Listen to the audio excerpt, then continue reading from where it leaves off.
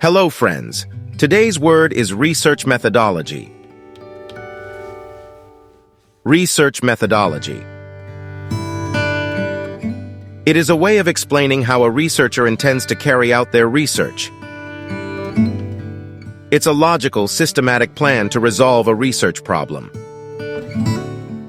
A methodology details a researcher's approach to the research to ensure reliable, valid results that address their aims and objectives.